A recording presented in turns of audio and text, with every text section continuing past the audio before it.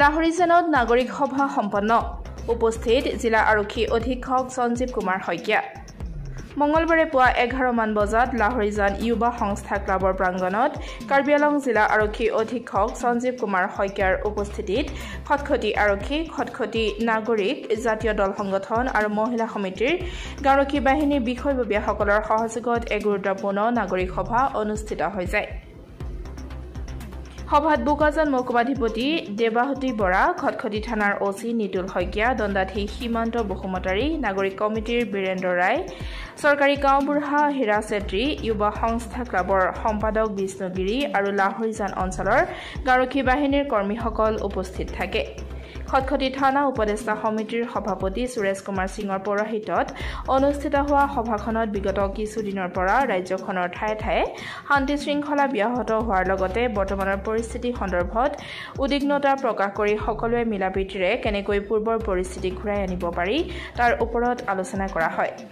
সভাত কাৰ্বি আংলং আৰক্ষী অধীক্ষক সঞ্জীৱ শইকীয়াই বিস্তৃত ব্যাখ্যা আগবঢ়োৱাৰ লগতে সমাজত শান্তি শৃংখলা বজাই ৰখাত সকলোৰে সহায় সহযোগিতা কামনা কৰে। লগতে সকলো দল সংগঠনে সমাজত সজাগতা সৃষ্টিৰে আৰু শান্তি শৃংখলা বজাই ৰখাৰ স্বাৰ্থত একতাৰে কাম কৰি সমাজ আগুৱাই লৈ যোৱাৰ ওপৰতো মন্তব্য কৰে। তদুপৰি লাহৰীজান এলেকাত বিভিন্ন অসামাজিক কাৰ্যকলাপৰ লগতে মাৰাত্মক ড্ৰাগছ ৰোধ কৰাৰ ওপৰতো গুৰুত্ব আৰোপ কৰা হয়। লাহৰীজানৰ পৰা মইনুল হুছেইন উজাৰ ৰিপৰ্ট পাব্লিক টিভি অসম। মই আজি এই সভাখন আয়োজন কৰাৰ বাবে কমিটি আৰু পিছ কমিটি মই শলাগ লৈছোঁ। আমি সকলোৱে জানো যে খটখটি থানাখন আমাৰ নাগালেণ্ডৰ বৰ্ডাৰত অৱস্থিত, যাৰ কাৰণে বিভিন্ন সময়ত আমাৰ বিভিন্ন ধৰণৰ ল অৰ্ডাৰ ইছ্যুজ ইয়াত উপস্থাপন হৈ থাকে। গতিকে সেয়া মোকাবিলা কৰিবৰ কাৰণে আমি সময়ে সময়ে বিহিত ব্যৱস্থা ল'ব লগা হয় আৰু আৰক্ষী প্ৰশাসনৰ পিনৰ পৰা সময়ে সময়ে বিভিন্ন ধৰণৰ আৰক্ষীৰ যি কাৰ্যকলাপ সেয়া আমি কৰি আহিছোঁ। ৰাইজৰ সহযোগত আমি ইয়াত বিভিন্ন ধৰণৰ উদ্ধাৰ অভিযানকে আদি কৰি বিভিন্ন ধৰণৰ আমি কাৰ্যকলাপ ইয়াত সমাপন কৰিবলৈ সক্ষম হৈছোঁ।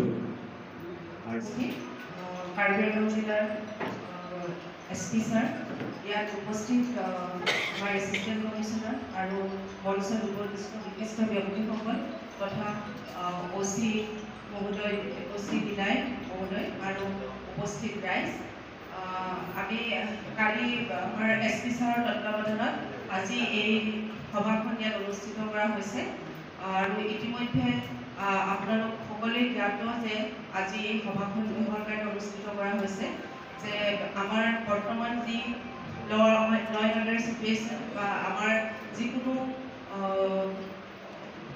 অশৃংখলিত কিবা পৰিৱেশ যদি সৃষ্টি হয় আমাৰ এই মহকুমাত, তথা আমি সকলোৱে তাৰ কাৰণে সদায় আমি এলাৰ্ট থকাটো প্ৰয়োজন।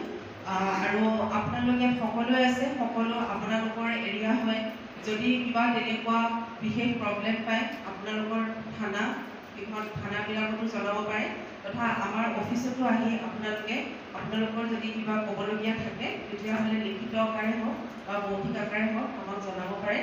আমি তেতিয়া কৰিব লগা যিকোনো ব্যৱস্থা আমাৰ ফালৰ পৰা কৰিবলৈ আমি সদায় সাজু আছোঁ আৰু তাৰ কাৰণে আপোনালোক সকলোৰে সহায় সহযোগিতাও আমি বিচাৰিছোঁ।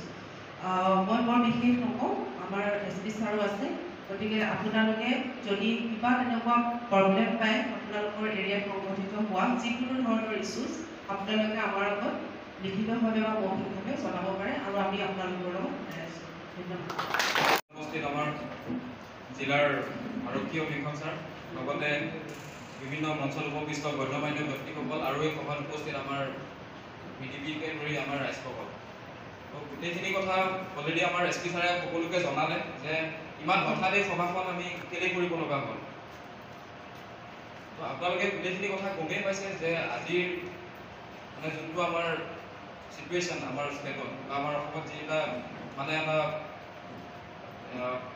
যি কাৰণেই নহওক যেনেকৈ নহওক বা কি ইয়াৰ পিছফালে কি জড়িত হৈ আছে কি হয় সেইটো ক'বলৈ নাযাওঁ, কিন্তু আপোনালোকে সকলোৱে গম পাইছে যে এটা চিটুৱেশ্যন বেয়াৰ ফালে গতি কৰি আছে।